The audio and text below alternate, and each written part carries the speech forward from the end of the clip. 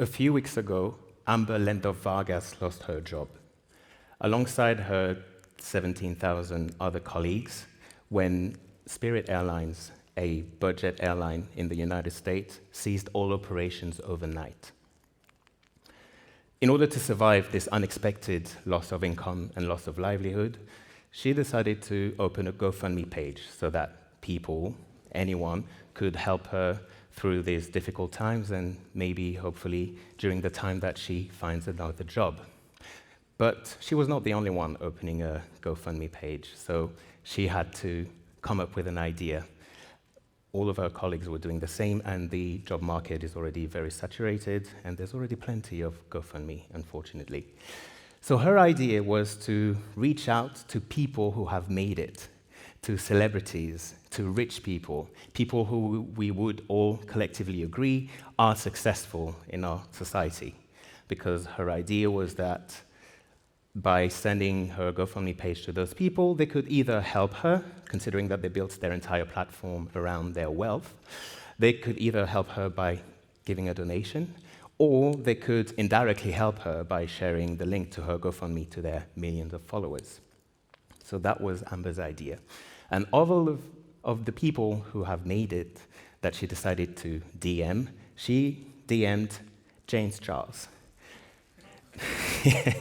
James Charles is a beauty influencer. He's 26-year-old, and he has a combined following of 85 million people across all social media platforms. Turns out that today is James Charles' birthday. I didn't know that when I decided to talk about him, but happy birthday, James Charles. You've really made it, I guess. Now, don't worry, James Charles will not be the focus of this, but he provides a very interesting case study in the way that he responded to Amber. Because when he received Amber's DM, he didn't just ignore her. That could have been an option, but he didn't go this way. He didn't send her money, and he didn't reshare the link to her GoFundMe. No, what he chose to do instead is come on the internet and post a video to his millions of followers saying that Amber was a lazy piece of shit. And I quote, I forgot to say that I quote, but obviously I quote, a lazy piece of shit. And he said that Amber was someone who thought that celebrities and influencers should fund her lifestyle for her. And he also called her someone who is entitled. Yes, you heard it right. The multimillionaire beauty influencer, from the comfort of his multi-million mansion, wearing a self-branded robe, called Amber lazy. And he also said that basically all she did was lost her job, and he said, "Welcome to real life, sweetheart." This is what making it does to you.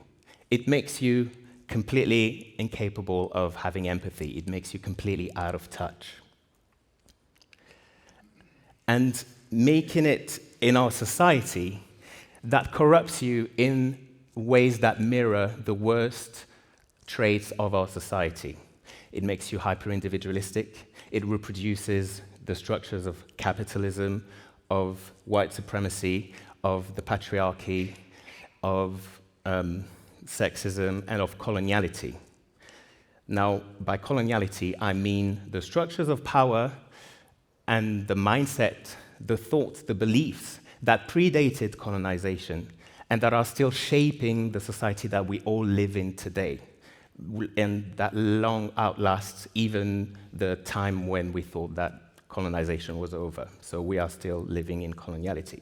Now, what does James Charles have to do with coloniality and the colonial mindset?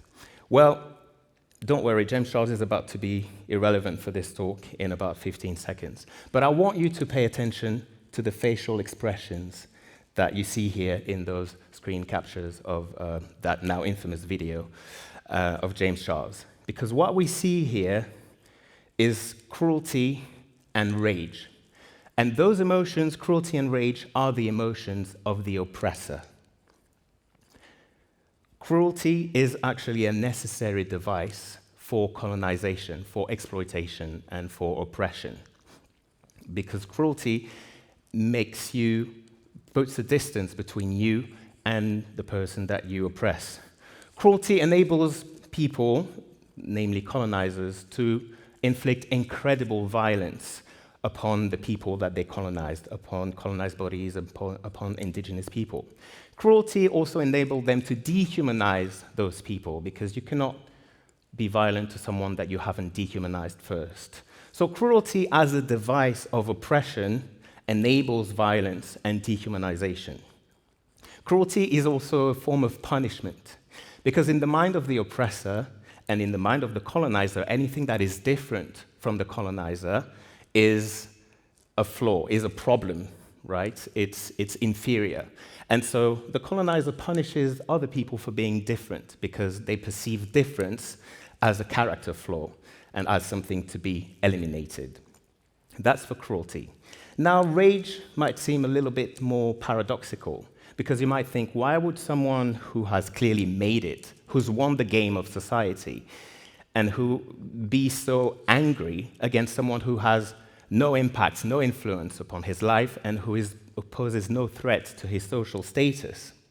Well, actually, you need to realize that people in positions of privilege, they need to tell themselves stories to justify their position of privilege, and to also justify why other people might be in a more difficult situation. They have to make sense of why there is such inequality.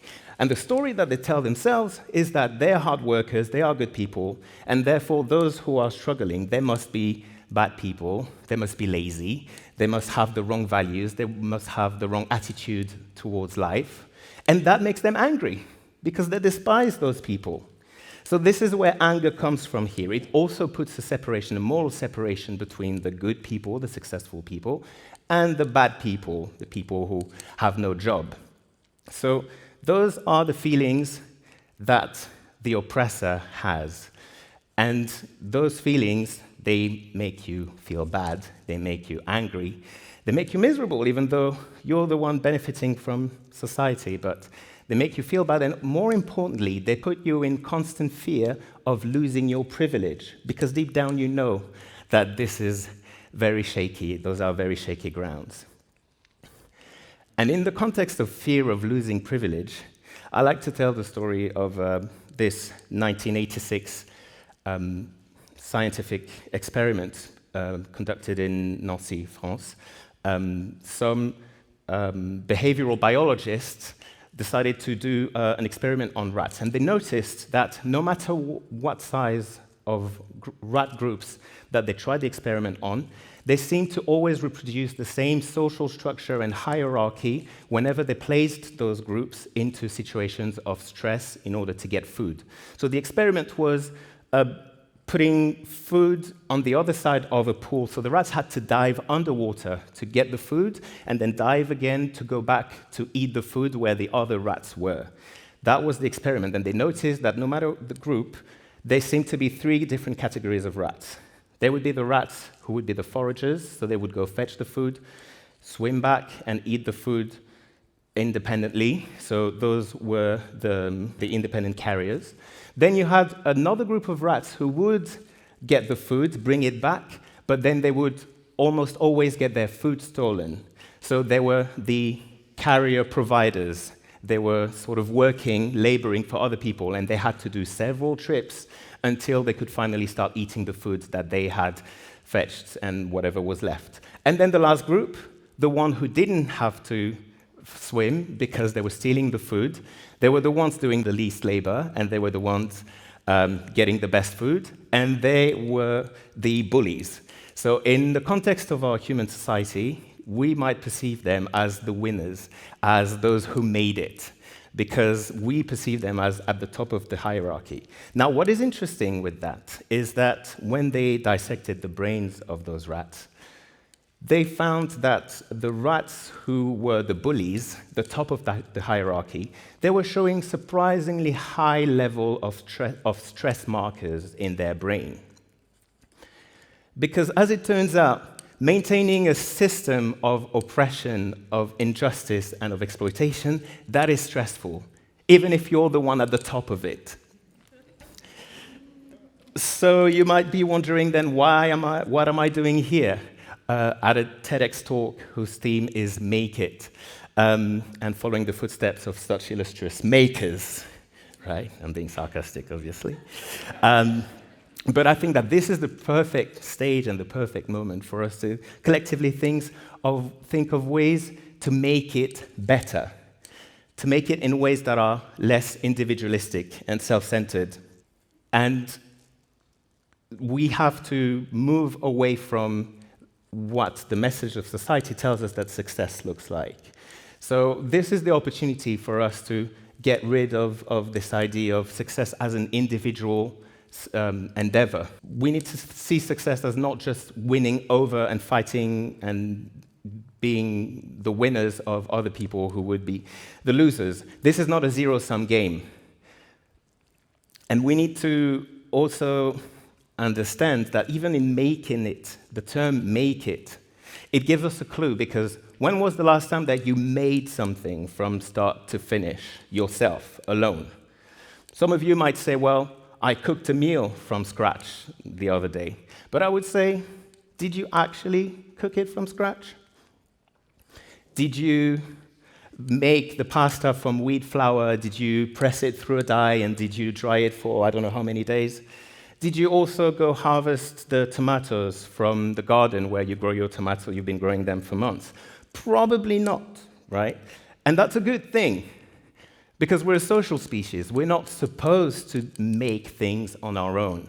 That's the whole point of evolution. We don't need to make things on our own.